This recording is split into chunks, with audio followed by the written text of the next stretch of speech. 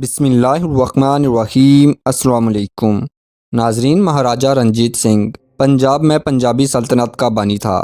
تقریباً 40 سالہ دور حکومت میں اس کی فتوحات صرف پنجاب تک محدود نہیں تھیں بلکہ کشمیر سے موجودہ خیبر پختونخوا اور جنوب میں سندھ کی حدود سے مل چکی تھیں۔ ناظرین، رنجیت سنگھ سکرچکیہ مثل کے سردار مہان سنگھ کا بیٹا تھا جو 13 نومبر 1780 کو موجودہ پاکستان کے شہر گوجرانوالہ میں پیدا ہوا۔ ناظرین، پنجاب میں اس وقت سکھوں کے 12 قبیلے یا گروہ آباد تھے جنہیں سکھ مثلیں کہتے تھے۔ ہر مثل کی اپنی فوج اور اپنا سردار ہوتا تھا۔ یہ قبیلے اکثر آپس میں بھی لڑتے رہتے تھے لیکن بیرونی حملوں کی صورت میں یہ اکٹھے ہو جاتے تھے اور اس متحدہ فوج کو دل خالصہ کہتے تھے۔ انہی 12 مثلوں میں سے ایک مثل سکرچکیہ مثل بھی تھی جس کا سردار مہان سنگھ تھا۔ مہان سنگھ بلائی پنجاب میں گوجرانوالہ اور اس کے ارد گرد کے علاقے کا حکمران تھا۔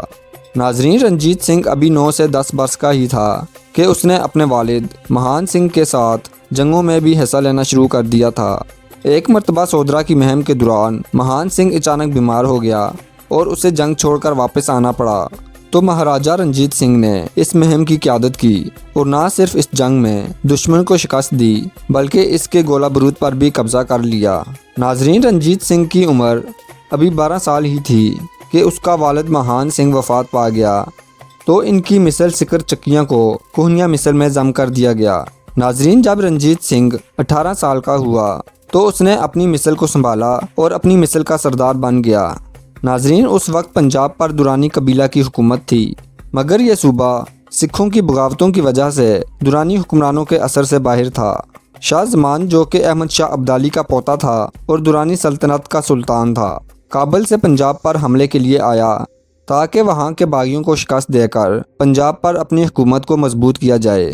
لیکن ناظرین، سکھوں نے درانی فوج کا کھلے میدان میں مقابلہ کرنے کے بجائے سکھ چھپ کر درانی فوج پر حملہ کرتے اور پھر بھاگ کر جنگلوں، پہاڑوں اور اپنے قلعوں میں چھپ جاتے۔ ان حملوں کی وجہ سے درانی افواج کو کافی بھاری نقصان بھی برداشت کرنا پڑتا تھا۔ ناظرین، دوسری طرف درانی سلطنت کے دارالحکومت کابل میں شاہ زمان کی غیر موجودگی میں بغاوت کے آثار نمودار ہونے لگے۔ اس لیے شاہ زمان نے لاہور اور پنجاب کو اس کے حال پر چھوڑ کر واپس کابل جانے کا فیصلہ کیا۔ ناظرین، لاہور شہر مغل بادشاہ ظہیر الدین بابر کے زمانے سے ہی مغل بادشاہوں کا پسندیدہ شہر تھا جو یہاں اپنا دربار بھی لگایا کرتے تھے۔ مغلوں کے بعد تخت لاہور پر درانی سلطنت کے بانی احمد شاہ ابدالی نے بھی حکومت کی۔ ناظرین، 1799 یعنی 1799 میں لاہور کے تخت پر بھنگی مثل کے سرداروں کی حکومت تھی جس میں جوانوں کی تعداد تقریباً 12,000 تھی۔ ناظرین، اس مثل کے 3 بڑے سردار تھے، چت سنگھ، صاحب سنگھ اور مہر سنگھ۔ ناظرین، ان سرداروں میں حکومت چلانے کی کوئی بھی خوبی نہیں تھی اور لاہور شہر کے رہائشی ہندو، مسلمان اور سکھ ان سرداروں کی حکومت سے ناخوش تھے۔ انہوں نے مل کر رنجیت سنگھ کو درخواست لکھی کہ وہ انہیں ان بھنگی سرداروں سے بچائے اور تخت لاہور پر رنجیت سنگھ حکومت کرے، اور انہوں نے یقین دہانی بھی کروائی کہ تخت لاہور کو حاصل کرنے میں وہ رنجیت سنگھ کی مدد بھی کریں گے۔ ناظرین، اس وقت یہ قول بھی مشہور تھا کہ جو تخت لاہور پر بیٹھتا ہے وہی پنجاب پر حکمرانی کرتا ہے۔ ناظرین، جواب میں رنجیت سنگھ 6 جولائی 1799 کو 25,000 سپاہیوں پر مشتمل فوج لے کر لاہور کی طرف نکلا۔ 7 جولائی 1799 کی صبح سویرے رنجیت سنگھ کی فوج نے پوزیشن سنبھال لی۔ ناظرین، دوسری طرف جب بھنگی سرداروں کو پتہ چلا کہ رنجیت سنگھ لاہور پر حملے کے لیے آ رہا ہے تو 2 سردار صاحب سنگھ اور مہر سنگھ شہر چھوڑ کر بھاگ گئے۔ ناظرین، رنجیت سنگھ لاہوری دروازے سے شہر میں داخل ہوا تو چت سنگھ نے 500 آدمیوں کے ساتھ حضوری باغ میں خود کو مسور کر لیا۔ رنجیت سنگھ کی افواج نے حضوری باغ کا محاصرہ کیا تو چت سنگھ نے ہتھیار ڈال دیے۔ ناظرین، رنجیت سنگھ نے چت سنگھ اور اس کے سپاہیوں کی جان تو بخش دی لیکن انہیں شہر بدر کر دیا اور خود تخت لاہور کا مہاراجہ بن گیا۔ ناظرین، لاہور کی فتح کے تقریباً 3 سال بعد 1802 میں رنجیت سنگھ نے امرتسر کو بھی فتح کر لیا اور وہاں موجود مشہور زمانہ توپ زمزمہ یا بھنگیوں کی توپ کو بھی اپنے قبضے میں کر لیا۔ ناظرین، یہ توپ احمد شاہ ابدالی کے حکم پر اس کے وزیر شاہ ولی نے 1757 میں بنوائی۔ ناظرین، یہ توپ احمد شاہ ابدالی نے 1761 میں پانی پت کی مشہور جنگ میں مرہٹوں کے خلاف بھی استعمال کی۔ ناظرین، رنجیت سنگھ نے چند برسوں میں سینٹرل پنجاب پر دریائے ستلج تک قبضہ کر لیا، پھر دریائے ستلج کو پار کر کے لدھیانہ پر بھی قبضہ کر لیا۔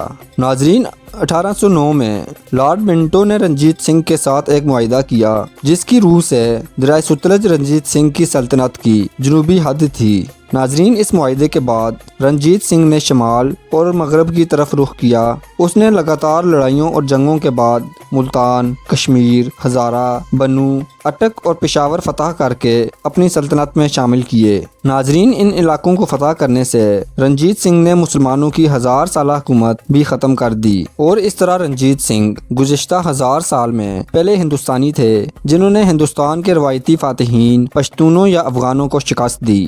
ناظرین، رنجیت سنگھ غیر ملکی حملہ آوروں کو شکست دیتے اور مقامی علاقوں کو فتح کرتے جاتے۔ ناظرین، اس کی سلطنت شمال مغرب میں دریائے خیبر تک، مشرق میں دریائے ستلج تک اور جنوب کی طرف سرائے تھر تک پھیلی ہوئی تھی۔ ناظرین، رنجیت سنگھ کی سلطنت کا دارالحکومت لاہور تھا۔ ناظرین، 27 جون 1839 کو رنجیت سنگھ فوت ہوئے تو اس وقت اس کی سلطنت کا رقبہ 2 لاکھ مربع میل سے بھی زیادہ تھا۔ ناظرین، آپ کی وفات کے بعد آپ کے بیٹے کھڑک سنگھ نے تخت سنبھالا، مگر اس میں اپنے باپ رنجیت سنگھ جیسی کوئی صلاحیت نہیں تھی۔